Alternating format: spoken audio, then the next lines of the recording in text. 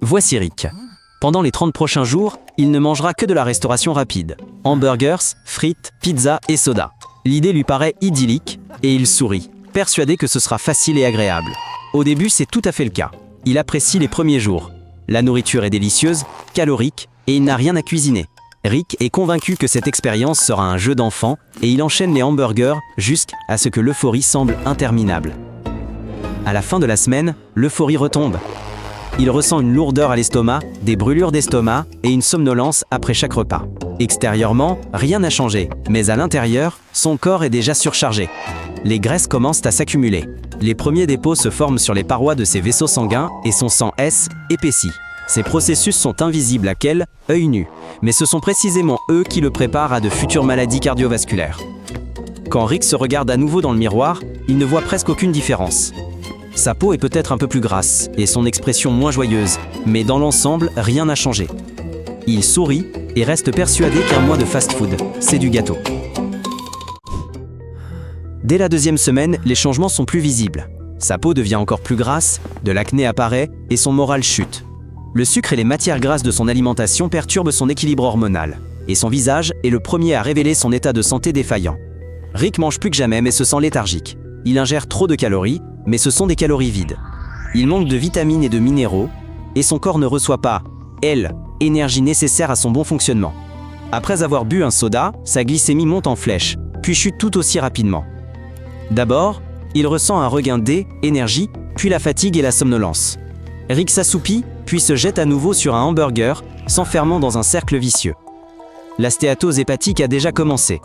Les cellules accumulent des graisses et l'organe cesse progressivement de fonctionner correctement. Ce processus imperceptible conduit à une grave maladie du foie. Au bout de 2 semaines, le miroir reflète une image bien différente de celle que Rick voudrait voir. Son visage est bouffi, sa peau est couverte d'acné et son ventre commence à s'arrondir. Rick grimace, mais décide de ne pas abandonner et de mener l'expérience à son terme. Il passe des heures aux toilettes, en vain. La malbouffe étant presque dépourvue de fibres, son transit intestinal se détériore. Cela provoque constipation et une sensation constante de lourdeur. À la 3e semaine, il a pris 5 kilos. Ses jeans sont plus serrés, son ventre est proéminent. Il comprend maintenant que son corps est en pleine transformation, et ces changements ne sont pas encourageants. Les analyses révèlent des carences en vitamines et minéraux. Ses ongles sont cassants, ses cheveux sont ternes.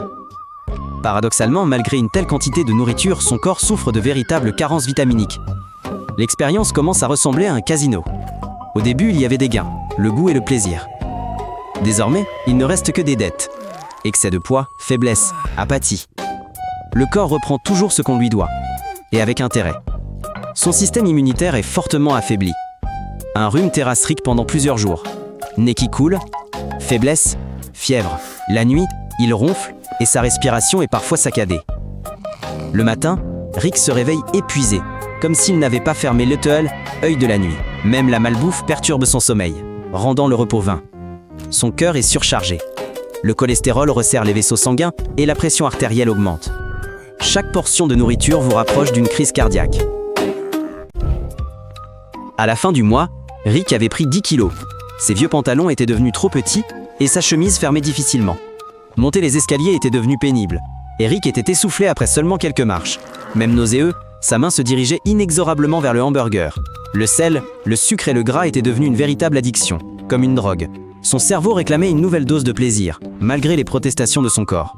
L'argent, lui aussi, évaporait. En un mois, Rick avait dépensé plus que d'habitude en nourriture. L'illusion que la restauration rapide était moins chère s'effondrait lorsqu'une montagne de tickets de caisse était accumulée à ses pieds.